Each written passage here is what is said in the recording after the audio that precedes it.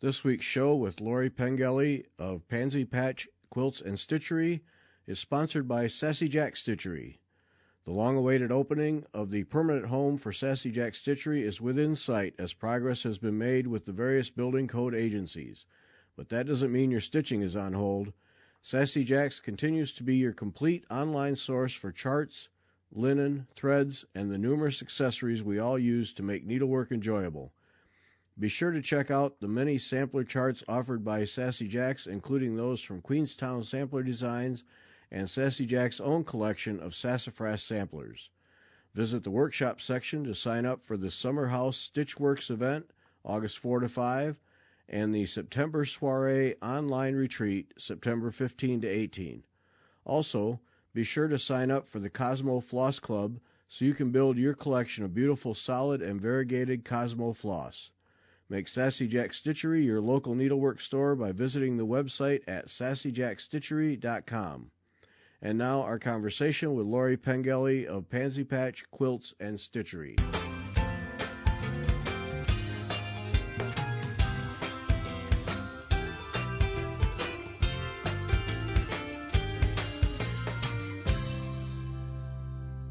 Welcome back. I'm Gary Parr.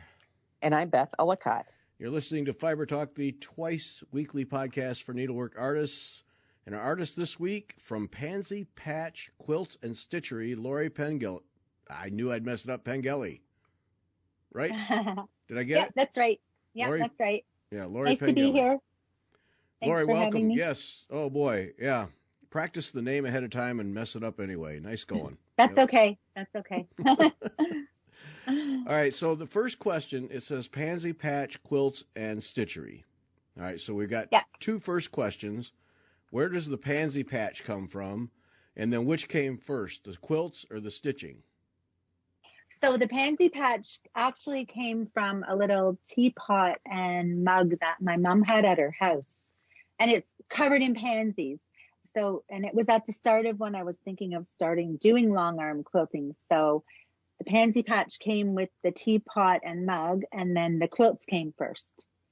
So I had dreamed of having a long arm business, but at the time I was working full time, so it didn't really work out how I wanted it to work out, but it was the quilts first. It was always something that I wanted, so I registered Pansy Patch Quilts. So that was first. Okay, and then the Stitchery came late. All right, got it. So then the Stitchery came in when I started doing more of the cross-stitch design because I wanted the business to be all of it. Because the cross-stitch design, it got big pretty fast. And then I also do a lot of stitching on the quilting, embroidery, a lot of handwork. So that's where the Stitchery came in. Yeah, that's one of the cool things and why we wanted to talk to you is, you mix the two together quite nicely. It's great. Thanks. I wasn't going to keep the quilts on there, but because it's kind of long, and then people are like, Pansy Patch, what's the name again? Because it's long, but I like the whole name encompasses everything I do. So. And your quilts are beautiful. Those, the applique on them, and Thank you. It's my favorite. It's my favorite thing to do. The wool applique and the stitchery in the quilting part. I love the handwork. And the little piecing, the little pieces. They're a lot of fun too. So do you primarily use Valdani threads for that then, for the wool applique? So for the two quilts that I've put out so far, the Pumpkin Dash and the Flower Possum Forget-Me-Nots, both are Valdani. Yep. The stitching and the wool applique embroidery. And I'm hand quilting the flower pots block of the month with Valdani too. So all Valdani in those. I have my own collection of Valdani on the Valdani website. It's called Pretty Posies Collection by Pansy Patch, Quilts, and Stitchery. Whew, that's a mouthful too. I've never, I'm trying to think if I've ever stitched with those threads before, but the colors, every time I see them, I kind of love threads. Are they nice to stitch with? They're really nice to stitch with. Yeah. And so then the 12 weight that I mostly use for my wool applique and the embroidery, it's probably like about 3 strands of DMC held together. So if you stitch with 2, the Valdani is just a wee bit thicker, but you can get away stitching on like a 28 count with it. So I think on 36 it'd be really heavy, but because it is thicker. But right. I've seen some cross stitch done in it. Yeah, some people use it, but it has a very subtle color variation, which is what I really find intriguing about it. Right? It's not got really big blocks of color. At least not the ones I've seen. No, it changes color frequently, so it's really nice to use. You get a lot of variegation in a small area. I like that too. It's really nice to use. Yeah. I was just very curious about that, what you thought about that thread. Well, yep, I love nice it. to know. I love it. And it's got a bit of a twist, which is nice too. And yeah, I love it. I love it. Yeah, Beth is our resident thread addict. Threads are the best. I love all my threads. They don't take up as much room as other things. At least they shouldn't, theoretically. Depending Depends on how on many what you have. level you operate, Beth. Yeah, this is true. That's right. I have quite a bit of it, but like for the quilts, I think I used 12 in the flower pots, and the pumpkin dash, I think maybe only had 4. Oh, okay. Okay. Nice. They're beautiful colors. Beautiful. So they do have like a 6-strand floss too, Valdani. Oh, I didn't know that. Nice. Uh-oh. Yeah, they have 6 strands. So there you go. You could take 2 strands out of that, or 1, and cross stitch with that. It's beautiful. I think the major problem is it's hard to find where I am. I don't know any. I think there's maybe one quilt shop that carries it that I can think of. One. Yeah. Close to me. Now, I'm sure if I started searching around, I could probably find it. But, and you might now. which is a problem. Yeah. Oh, no. And you're like, I need all the colors. Oh, right. Add to my collection. Absolutely. Absolutely. So. It's interesting how the more we've talked to a couple of people who do quilting lately, the overlap in materials, particularly threads, but just in materials in general, there's an awful lot of overlap between needlework and quilting that I never really realized. Well, because even in a cross stitch, you make a pillow out of it, so you have quilting fabric. And then on the back of my cross stitch pillows, I always put the quilting fabric, and then I cut a piece of wool to cover the hole and applique it down. So yeah, it does definitely cross over. Yeah. How do you? I mean, long arm quilting, that's not something you just run down to the store and pick up a machine and set it up. No. How do you get to that as kind of your initial goal? That's quite a leap.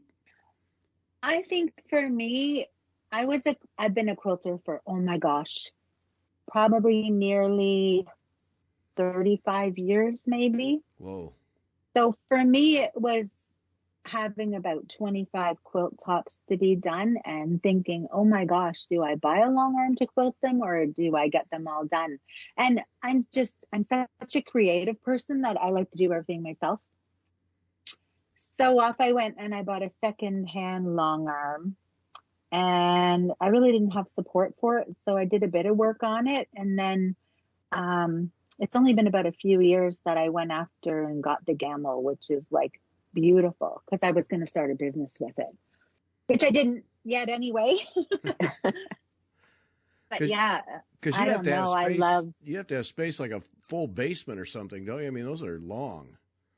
Well, that's funny because it does take up half a basement. And when I told my husband I was bringing it home, they had to bring it through the basement window, and it's huge. It's huge. And I can't even repeat the words he said when he came home because that wouldn't be very good, but it's huge. And it does take up a lot of the basement. And it's so funny because I don't know, I think he notices that the couch gets a little closer to the TV because I keep pushing, because I have my long arm and then I have a couple desks set up with sewing machines and cutting tables, and it's kind of taken over the family room. That's what we're looking at now, is trying to build some kind of studio But I do have a big family room in the basement, but it is huge. I don't even know how long it is. It takes a lot of space. Oh. Mm-hmm. Mm-hmm. So was there a huge learning curve to learning how to do the long arm, or did you start with like little quilts and practice, So watch a lot of videos? Yeah, videos. We kind of got it in COVID, so we didn't really have a lot of learning going on. The two men that came and set it up just did a quick overview of everything. But my daughter, she's so smart with the computer, so smart with everything that she can just pull in a pattern, and it does run on a computer. So the computer stitches the edge to edge. So you pick a pattern you want, you throw it in the computer, you size it to what you want, and then you set it all up and it runs right on the long arm. So it's not like you're doing it, but you can do custom by hand, but we mostly right now do edge to edge with the computer. So it's computer guided. But she's so smart with everything that I can't do it on my own. I always have to ask her. She helped me with my last one and I got one all done by myself, kind of. So, but there's a lot to learn, and we haven't done much more than just the edge to edge so far. I did a bit of custom, and Do you have but to? it's a lot of fun. Do you have to be there while it's stitching, or can you just put the pieces on there and just turn it on and let it rip? So you can just turn it on and let it go. It will do a whole row across as wide as your quilt is because you program it in that way. But it's better to be close. The thread could break or your bobbin runs out or, anything could happen. So I don't go too far. I'm usually just at my sewing machine when the long arm's running. My daughter's actually doing more than I am. She just did quite a few quilts. She started a little side business with it. So that's nice for her. She's really good at it. Yeah. And I don't have the time now. So I wish I had the time, but eventually. Well, that long arm quilting, I mean, there's people who do that for a living and seem to have a pretty good backup of customers. So I assume that once you get it going and get the word out, that you can keep them coming pretty steady. I think she'll do really well. That was my plan when I bought it. I was going to start a business with it, and then the cross stitch took off so fast that that's what I've been more involved in, is the design part. But I did initially buy it for a business. So I said to my daughter, you take it and run it part-time and do it through school. And now she's doing it for the summer and she's doing really well. So it's nice for her too, because she has that to work at while she's in school and doing her design too. So it's nice. She can work on it. I can work on it. It's great. All right. So when did cross stitch come into this mix?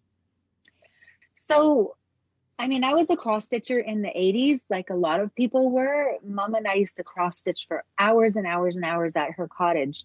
And oh my gosh, we cross stitched so many geese, so many loons, because that's like what it was then, right? Right, and right. Then oh my gosh, the geese. I have so many cross stitch geese in my house somewhere. I don't even know where they are now, and then the Paul Levans, both of us did quite a few Paul Levans, and they're beautiful. But they are. I don't know, it kind of died off a bit when I found quilting. Once I found quilting, that was it for me. Like, I've been I quilt and I knit and I crochet. But once I found the quilting, and because the quilting encompasses the handwork, the embroidery, the hand quilting, the stitching, everything, I feel like I had everything all in one. So I did a lot of embroidery backstitch, in the quilting. So a lot of the embroidery quilts. But then I guess it was my daughter at the beginning, was it beginning of COVID, or it might have been just the year before when Mania came in. She found Mania and she's like, let's try it.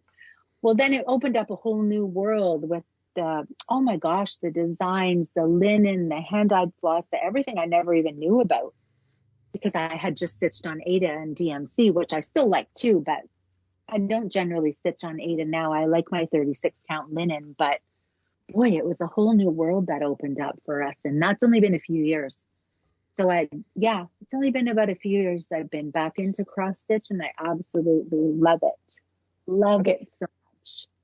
Now I've got a question. So did you jump in and do a full mania where you did a new start every day for 31 days? No, I think we did 5 or 6 starts. That was about it. No. Okay. No. I think she might have wanted, and I'm like, no. Let's just try and do a few at once. So I think there were 5 or 6. Yeah, 5 or 6. And it was a lot of fun. We had a lot of fun with that, especially not really being able to go anywhere. So Right. With COVID, it did stop us from going any place for a while, didn't it? But it sure got us involved in a lot of things. Yes, but not bad. So when did you start designing then and making your own patterns? So I guess my first expo was 2 years ago. So that would be 2021. Maybe the March before, just in the spring of 2021, I grabbed a sketchbook and I drew out my first 4 designs, the Peace, Love, Hope, Faith ones, into a sketchbook. And I'm like, oh, I love these. And my daughter's like, you're going to turn them into cross stitch. I said, well, I'm going to try. So then I just got on the computer and I went from the sketches into the stitching program. And so I started stitching them all up, and then I saw Needlework Expo come up, and my daughter's like, Mom, you're not ready. Are you going to go? I said, no, I don't think I will. But I contact Janice that was running it, and she goes, no, you're good. You're ready to go. You have 4 designs in a series. She said, yeah, I think you should do it. So, and she's like, don't worry if you don't do that well. You know, a lot of times at the beginning, it takes a while to get going. But oh my gosh, I was so grateful. My designs, they were really popular, and I had quite a few orders for my first show. So that was when I first started, went right into Expo. Wow. That's amazing. And you started with just 4 designs and you put them out there and said, here I go. So they were my first 4. I think I had a couple other little ones I put in too. Mm-hmm. I had them stitched too. So I might have had 7 in Expo. Or I might have had, I think I had 6 because I had 2 small ones too. But then it just, I don't know. Everything just kind of went like ballooned. And then I'm just on the computer and the designs just come, and I love it. I love the design process. I just love it. So do you start by sketching out your designs, doing a rough sketch? Like if you have an idea, do you just stop and sketch it out and keep a sketchbook, or is it all done on the computer now? So I mostly do it on the computer now, unless there's something I'm not sure how to chart out. But mostly I'll just pick up my computer and off I go. Okay. Yeah. I do sketch some things, but not like I did at first. Now I just pick it up and off I go, and I love it. I just love it. So does the design come and then the colors, or do you lay out a color palette and then build the design? So I mostly know the colors that I really love, and like I'll start the design and I'll pick the colors as I go. So even if it's a red, I know I want a red. And if it's not the exact red, at least I can chart it in red and then change it after. Okay. So I'll start my chart with a red, a blue, my greens I like. And then I do sometimes go in and flip them after when I do actually pick the floss and the linen. So I do pick the floss after. But the ones I know I like, I usually start with. Because you have a beautiful primitive look to your work. Thank you. Yeah, it's really eye pleasing. At least to me, it is. I really like the look that you get out of that. Is that just the way you see it, or is that? I mean, is there an intentional there, or just that's where you're comfortable? That's where I'm comfortable. That's what I like. I'm not too much. I don't like very much bright, so I do like the more primitive, vintagey looking colors. So, I mean, I was always like a Blackbird stitcher, Brenda Gervais. Okay. So when I first started stitching those, I mean, I like them all. I like them Right. all, but I feel those, I gravitate more towards that kind of color palette. Right. But it looked to some of these, especially there, I think it would be easy. Like, and I'm a bright person, you know, if you were like, oh yeah, there's Beth, she's changed the colors and they're all bright. So you do them all bright. Mm-hmm. Right. I mean, And I would go and change them all to darker, more primitive looking. Right. And that's the fun thing about that. If it's a good design, then, you know, you can change it to what works for you easily, I think, if the design works. And I loved it that you had all the these little houses, and then you made a like a chart so you could place them in there. So you could do either little pillows for your little charts, and they all went together, or you could put them all in one big frame. And right. So that started with, I think I want a peppermint house. So I went in and designed just peppermint house first. And then all of a sudden it was like, oh, I want more of these houses. And then it came together, and then I thought, oh, maybe I could make a border with this. So that came later. The houses came first, and then I threw the border in, and I was like, wow, I kind of like it. So yeah, it's nice. So that's actually, I do love the little pillows and the big design. Yeah. So do you stitch your own models? So I mostly stitch my own. I did stitch all the little Peppermint Lane pillows, and I stitched the big design because they had to go to Fat Quarter Shop for a trunk show. And oh my gosh, I stitched so many. I was stitching hours and hours and hours a day to get it all done to get to Fat Quarter Shop. So after that, when I did Pumpkin Lane, I did have someone stitch the big model for that, because that was a bit too much for me. I do mostly all of my own stitching. I've had maybe 1, 2, 3 designs stitched, but I do like the design process, and I do like stitching my own. I change colors as I go. So if I'm pretty secure in the colors I want to use, I'll send it out, but I mostly stitch my own. Mm-hmm. Mm-hmm. Mm-hmm. So it is hard sometimes. It's time consuming, but I really love the stitching process and seeing how the colors go together and thinking, oh, well, I don't like that color with that. And, you know, a model stitcher, they might see it, but they don't always see it the way you want it to be, right? Right. So I do like to stitch my own when I can, but I don't know, it's getting to be a bit too busy. Right. Yeah, at some point, you got to turn it over if you want to keep putting the ideas out. Yeah. But that's interesting so the design is still evolving all the way till you're done with the model. Oh, yeah. Yeah. Mm-hmm. Definitely. Yeah. I definitely will start stitching and thinking, oh, I don't like that green with that, and that blue's too bright, or, you know, and pick a different one. Or sometimes the colors don't show up on the linen like you want. So that's why I like to stitch my own. And maybe I could send out like a Christmas design with red, gold, green, white, but something where I have a lot of colors coming together. I just started the design on the houses on Wisteria Lane. So pulling the colors for that, I have to get at least the first 3 houses done and the border to make sure the colors go together well. And then I'm going to have the big model stitched of that one, and I'll do the pillows for that one. Yeah.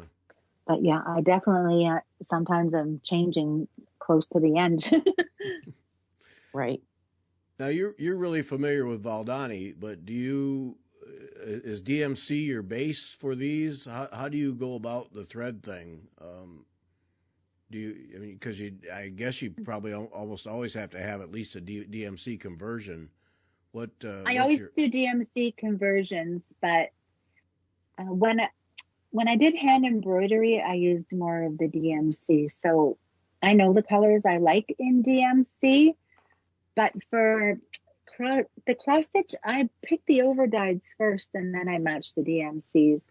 And I think because I've been a stitcher and quilter for so long, I know a lot of the Valdani colors, and I know a lot of the overdyes I like, and then I'll pull my DMCs from that.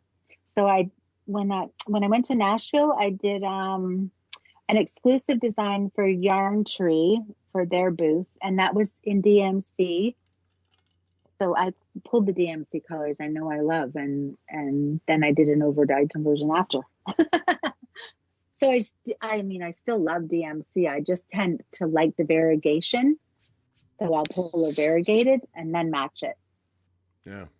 Does that make sense? Yeah. Oh yeah. Mm-hmm. Yeah. Mhm. Is So- there an art background with you, or does this just all come natural? I think I was always a creative person. I didn't take art. I was a legal assistant law clerk for 30 years. So I just was just always a creative person, always drawing, sketching, coloring when I was younger. And I was knitting at 5 and then crochet and then into cross stitch. So I was just always creative, but no art background, no art classes, anything like that. That's so cool when that happens. And two sides of the brain, that analytical detail Yeah. work. Yeah. Yeah, sitting at work thinking, I'm typing all day doing law. What am I doing here? I need to be creative. And I would always have my cross stitch, crochet, quilting, something to do at lunch, in my breaks, in my car, all the time. That was like my world, my happy world. Right. Mhm. Was there a point where you made a conscious decision to just walk away from the 9-to-5 job and say, "Hey, I can do this"? Do the needlework, quilting?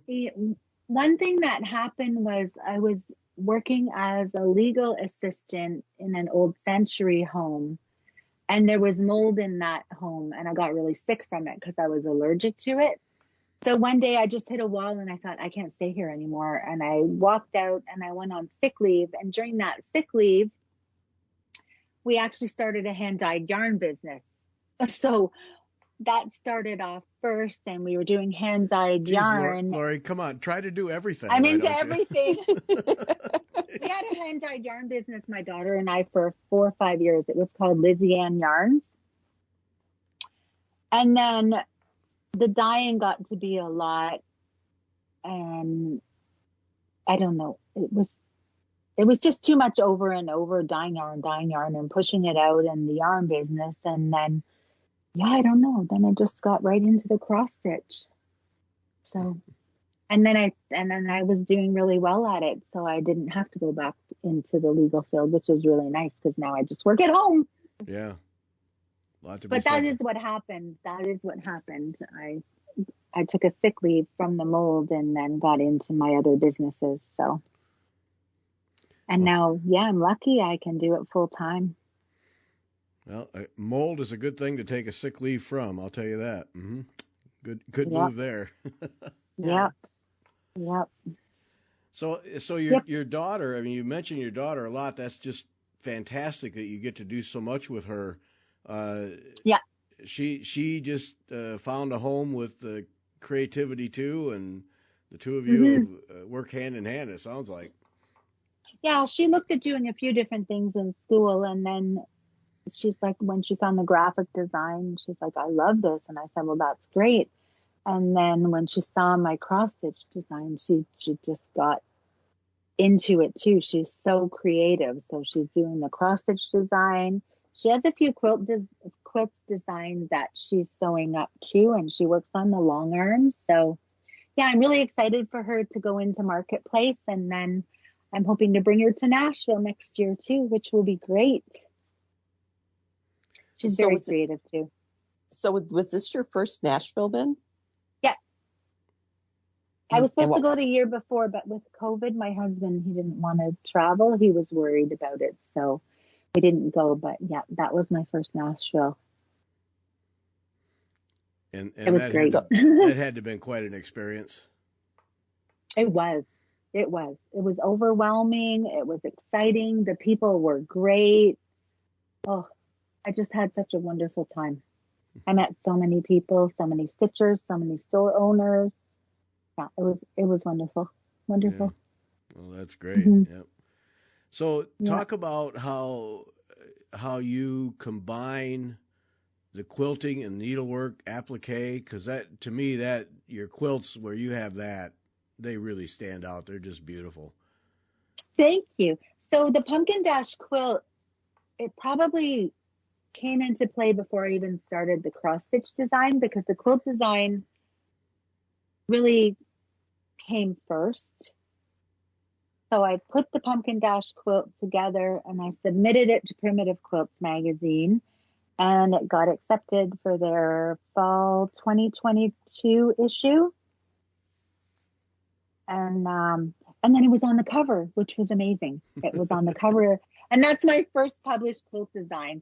So that was probably ready to go, and then the cross stitch came into play. So now I find the cross stitch, I do more of that because the quilt design is very time consuming. Very time consuming. I mean, the cross stitch is time consuming as you're stitching it, but not the actual designing the chart. Oh. Yeah. Where designing the quilt pattern takes quite a lot more. It's a lot more written instruction too, but I love both. I love both. So, and being a hand embroiderer and wool applique, I dye my own wool for the wool applique. So I don't know, it just all goes together. And then sometimes when I'm cross stitching, I think, oh, I can make this maybe into a quilt. Or if I'm doing a quilt, I think, oh, this could be crossed, so it does all come together. Yeah. And my brain goes all the time. I have my phone beside my bed and I write notes half the time in the middle of the night. Because designs always seem to come up in the middle of the night. Right, Yeah. right. When you can't sleep, you have all these great ideas and you don't want to lose them because that would be terrible. So you dye your own wool. So do you sell them in a kit, or do you just say, okay, this is the colors you need? So my pumpkin dash quilt, it's mainly my friends. So I had a few friends that wanted the kit. I think I kitted maybe 8 of them with the wool that I had dyed. And then when I put out the flower pots, forget-me-nots block of the month, I kitted that with the wool. Okay. So I hand dyed the wool, and then the first time around, I think I had 19 people signed up to do it. Most were my friends, and the pattern wasn't even fully written. I had 3 blocks done, and they're like, no, just put it out, do it as you go. I'm like, oh boy. But I did, and I was okay. I got it all done. And then I'm working on the last block thinking, oh my gosh, I have to get this out of here in like 3 weeks. So, but I got it all done, and it was a big hit. And I had so many people that wanted to do it that I ran it one more time, and I have 32 people stitching it right now. So we're going into month 7. And now the pattern's been put out to shops. So 2 shops have bought it so far. Yeah. Well, that's neat. That's neat that you're doing that, because I think that's, for some people, I mean, you can probably get the fabrics are easier to get, but the wool, to get the wool in the right color, that would be difficult. That's why I matched the wool colors to the fabric to the Valdani, so I could kit the whole thing. Right. Oh, okay. But now to put it out to shops, I can't do that because I can't include the wool in every time. Right. It's a lot. So, but when I ran it as a block of the month, yeah. So the second time around, though, I did have to change a few of the fabrics, and I re-dyed all the wool. So, yeah, I love the dyeing of the wool. I love the wool. Beautiful. Yeah. There's something about wool, how it feels in your hand, and I like doing wool applique. I haven't done a whole lot of it. Mm-hmm. But when you stitch through it and you're doing like the blanket stitch or any sort of stitch through it, it just feels nice. There's something about it. It's really nice. Yeah. I don't do a blanket stitch on my applique. I usually do a whip stitch. Oh, okay. I like the whip stitch. I did blanket stitch for so many years, and then I can't remember who I saw, but it was someone on Instagram that was whip stitching their wool. And I thought, oh, I like that. So I started whip stitching with Valdani, and it looks really nice too. But I mean, you have French knots, you have lazy daisies, you have back stitch, you have running stitch, all with the same Valdani. So you do the applique and then you're doing the other stitches too with the same Valdani, Right. which is nice. But the wool is really nice. I have another quilt actually I just shipped off to Primitive Quilts. It'll be in the winter 2023 issue and it's called Peppermint Pennies. Oh. So yeah. And it's wool applique again too. Yeah.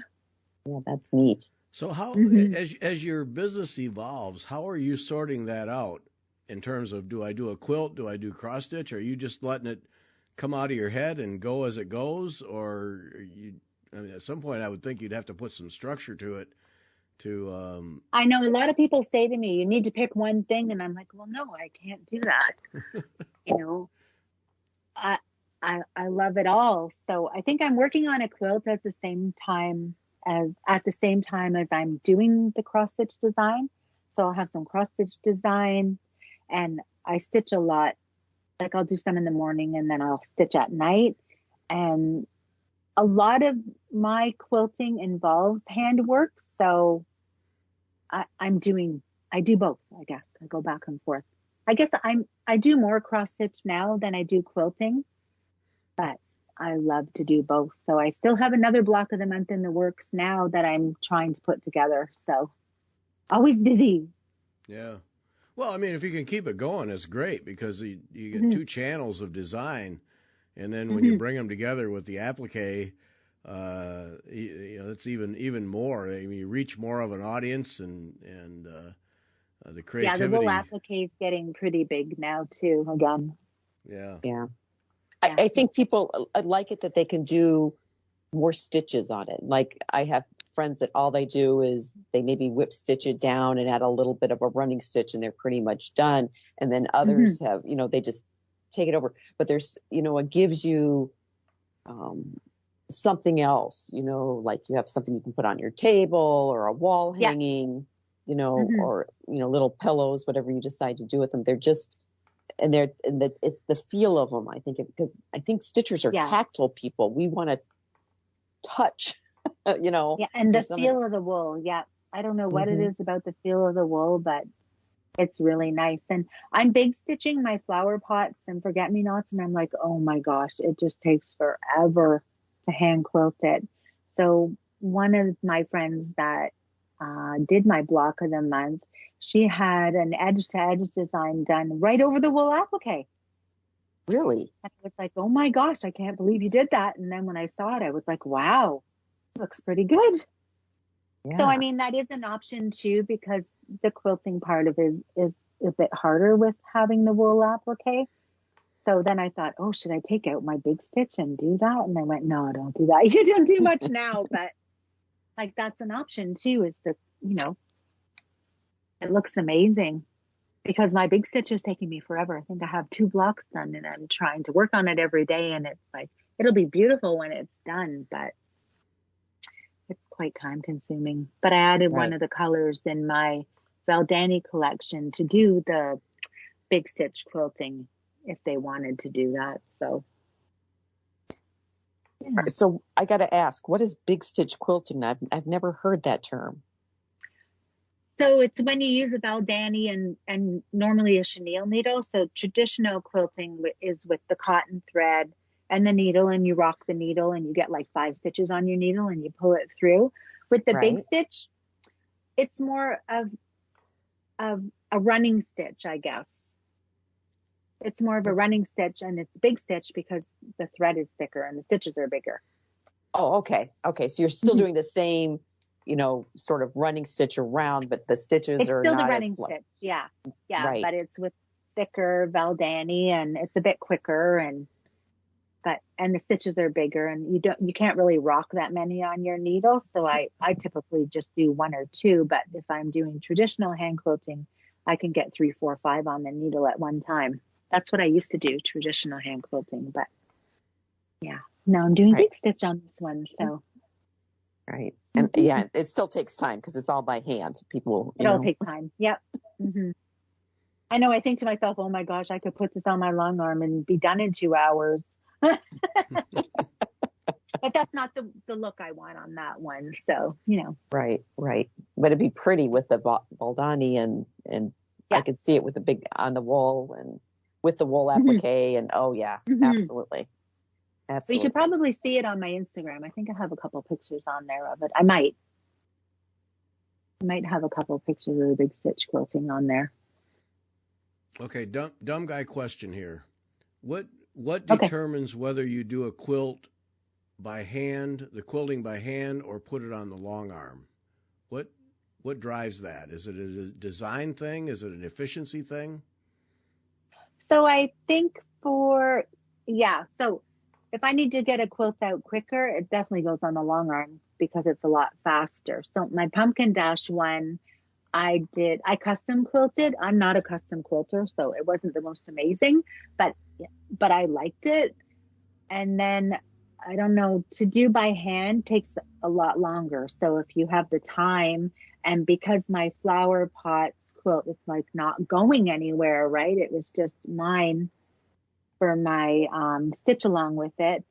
I thought, no, I'm going to try and do the hand quilting. So I'm not a big hand quilter now. I don't have the time for it anymore, but I thought I'll just take my time and off it goes. So like you want to do the hand quilting, it definitely takes a lot of time. If I need a quilt out quick, I'll get it on the long arm. And also anything that's pieced and doesn't have applique will go on the long arm because the edge to edge adds just such a nice texture to the quilt that I love. But if I want, like for the flower pots and forget-me-nots block of the month, I wanted the applique to stand out and not be stitched over, I guess.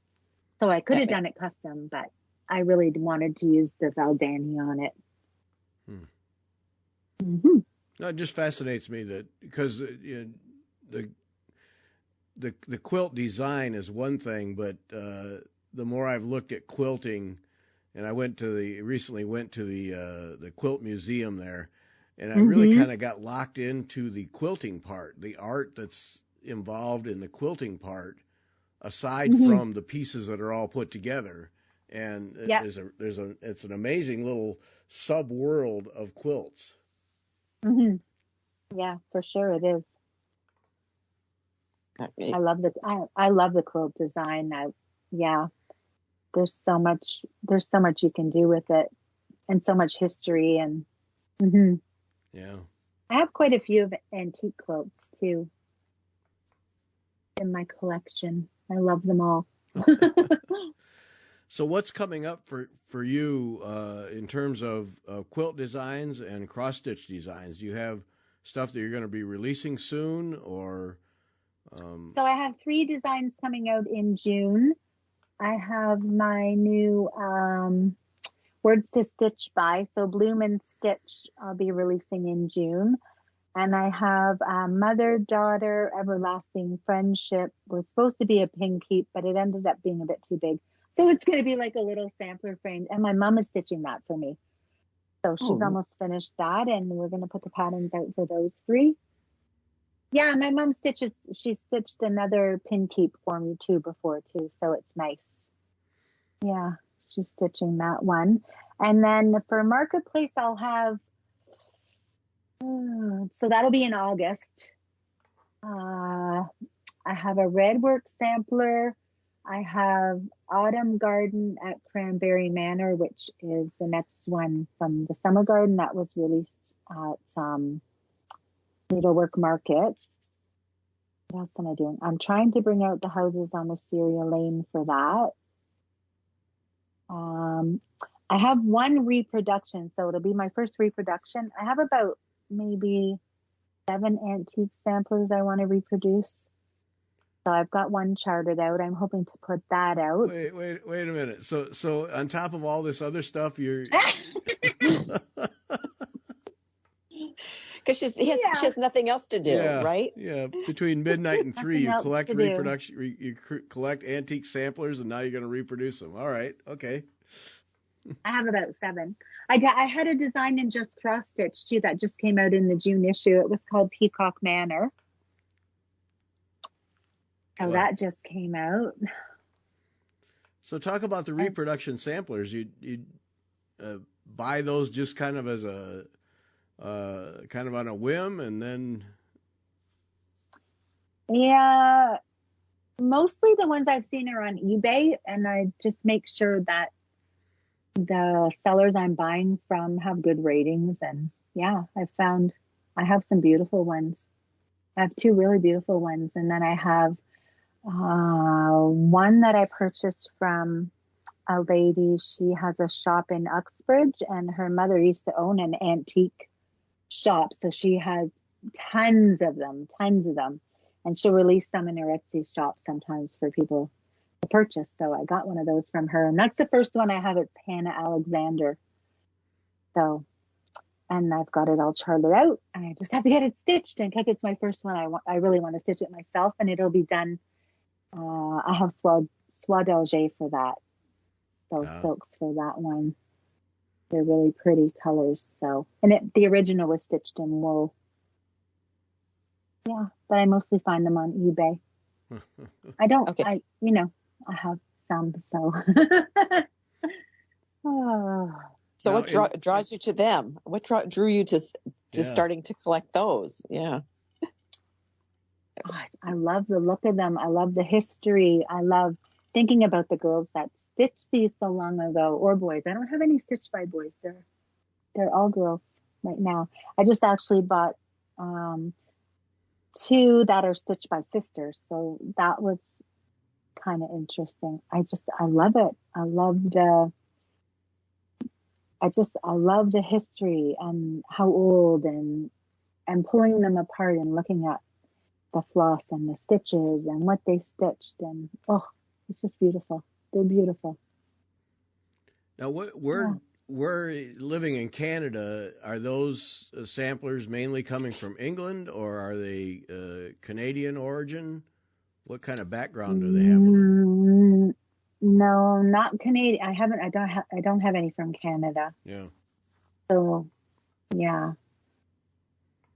I think the ones I got, I'd have to look back in my folders. I have all the information on them, but not from Canada. Yeah. Okay. I just wondered, because that's not yet anyway. Yeah. I just wonder if you're getting a different source, a different lineage of sampler than people would get, say, in the States or in England. And yeah, definitely not from here. But yeah. Okay. I have a whole folder on all of them. I'd have to pull it out. Yeah. I probably actually have it close somewhere. And the research on those has got to be great fun, just to do that. Yeah. Yep. It's a lot of fun when I have time. I try to get into it. As I get more and more into doing more, I still really love my own design process, but the reproductions, they definitely fascinate me. I love them. I love them. I love how they look. Mm-hmm. Right. And sometimes you can't help but wonder, but what was that little girl thinking when she stitched, this, when you're working on something, right? It's like the ones I just got, one is aged 8 and one is aged 9, 1858. Wow. Yeah. They're just small. And the one says West Hartlepool. So I haven't done much research into that yet, but I'd like to. The one's dated and one isn't. So, but there's a space above. It could have been dated. You never know, right? If it was pulled out or. Yeah. Yeah, one of those. Didn't want people to know how old she was. Those vanity samplers. Yeah. Yeah. That makes it fun. Mm-hmm. And that's a very different kind of charting too. It's sitting there with a magnifier. Very different. Yeah. Yeah. Yeah. I do. I have my magnifier. I definitely needed a lot of that with the one I just did. But I've only charted one so far.